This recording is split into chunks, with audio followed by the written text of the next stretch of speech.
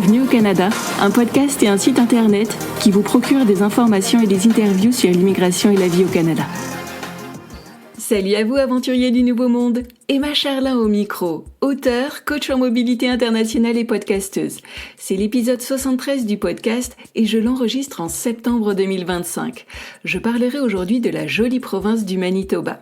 Mais avant cela, j'ai reçu un témoignage que je souhaiterais vous partager. C'est Magali qui vous parle. Au début, je voulais partir au Québec et rien qu'au Québec. Mais je voulais avoir la résidence permanente et pour moi, c'était plus facile en partant au Canada anglophone. Mon problème, c'est que je savais pas vraiment dans quelle province aller et ça me stressait énormément. J'avais peur de faire un mauvais choix, d'aller dans un endroit qui me conviendrait pas, puis de regretter ma décision. Alors j'ai passé des heures à lire des forums, à regarder des documentaires, à chercher des témoignages, mais plus je cherchais et plus je me perdais en fait. Est-ce qu'il valait mieux partir en Ontario, au Nouveau-Brunswick ou en Alberta ? Le problème, c'est que chaque source que je regardais disait quelque chose de différent et moi je finissais par me dire et si je faisais fausse route et si je gâchais ma chance quoi ? C'est à ce moment-là que j'ai décidé de prendre une séance de coaching avec Emma et ça a complètement changé mes perspectives. Ensemble, on a comparé des données concrètes, l'emploi, les salaires, la fiscalité, les loyers, le coût de la vie et pour la première fois, je me sentais plus trop guidée par des impressions floues mais par des faits réels en fait. Ce travail m'a énormément rassurée. Je me suis sentie soutenue, comprise et surtout en fait équipée pour prendre une décision éclairée. Franchement, cette séance a été une libération. J'ai repris le contrôle et j'ai pu enfin choisir ma province en connaissance de cause.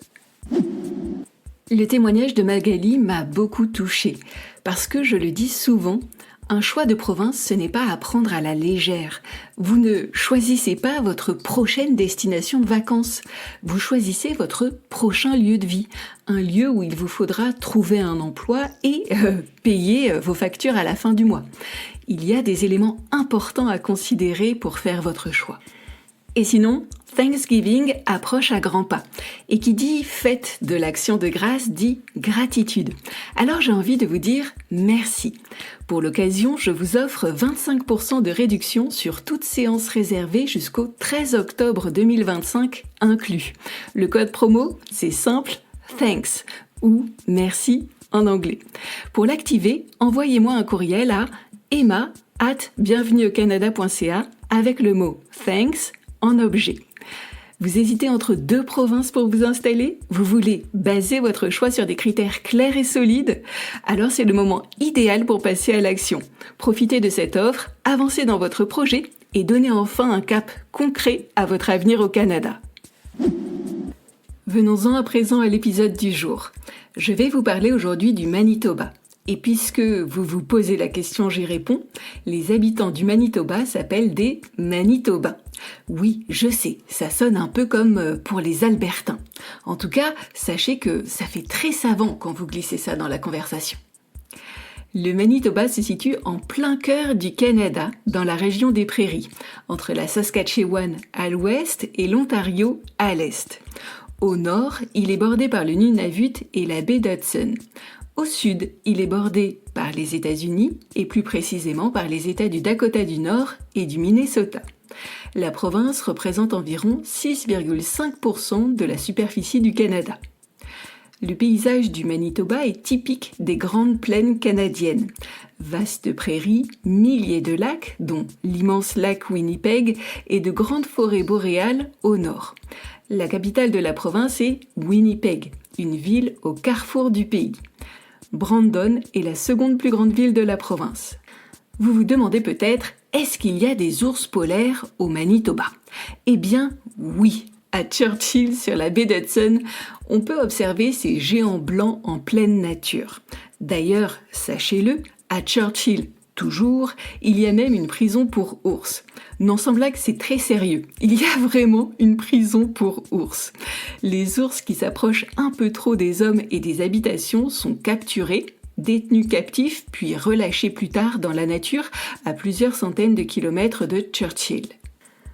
Autant vous prévenir, le Manitoba a la réputation d'être l'une des provinces les plus froides du Canada. Les hivers sont longs avec des températures qui descendent facilement à -20 voire -30 degrés Celsius. Winnipeg est d'ailleurs souvent surnommé Winterpeg. En revanche, les étés peuvent être chauds, autour de 25 degrés et parfois plus. Le contraste entre hiver et été est donc saisissant. Bref, il faut aimer les extrêmes et prévoir aussi bien la parka que la crème solaire.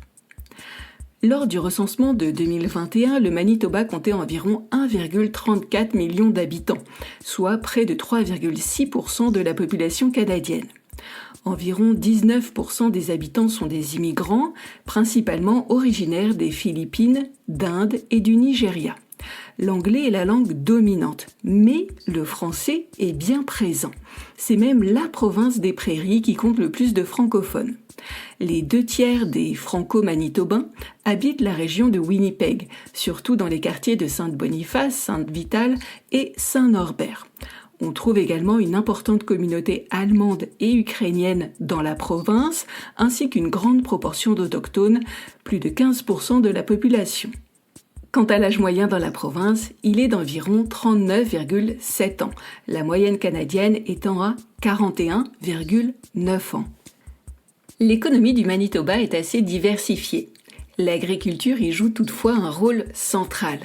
On y cultive le blé, le colza, mais aussi le porc et le bœuf.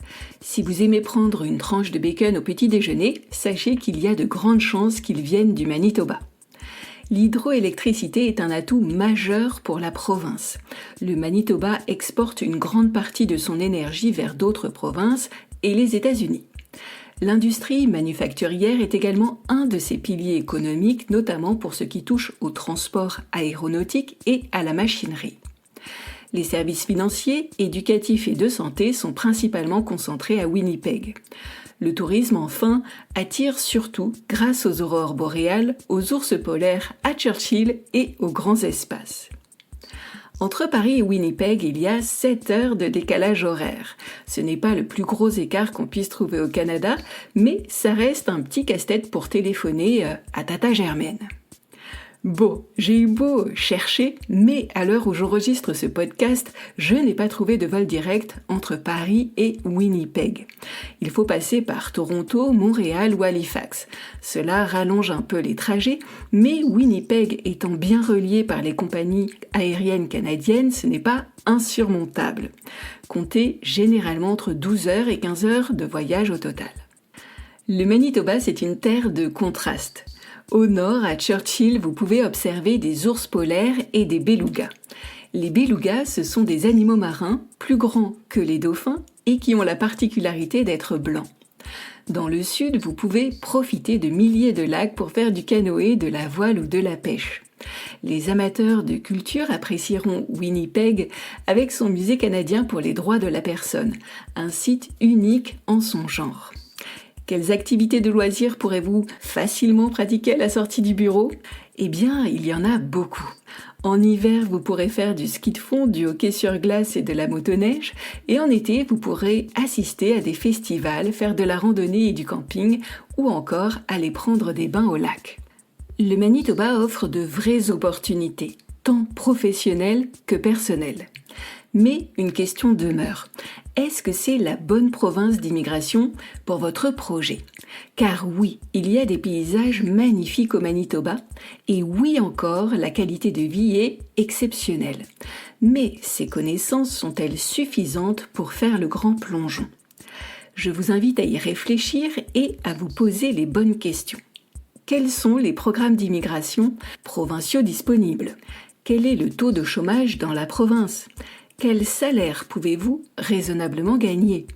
Combien coûte un logement décent près de votre futur emploi ? Quelles dépenses quotidiennes devez-vous anticiper ? Est-ce que cette province est plus avantageuse qu'une autre ?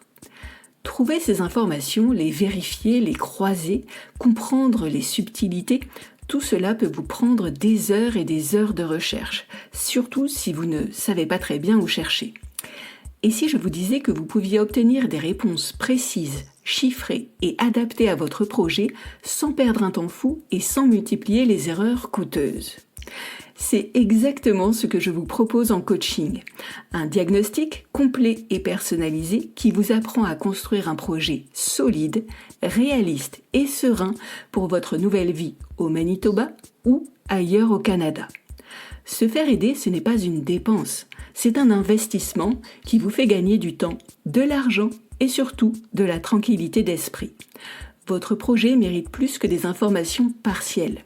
Il mérite un plan fiable et précis. Alors ce n'est pas tout ça, mais il s'agirait de résumer l'affaire. Voici les principaux points à retenir.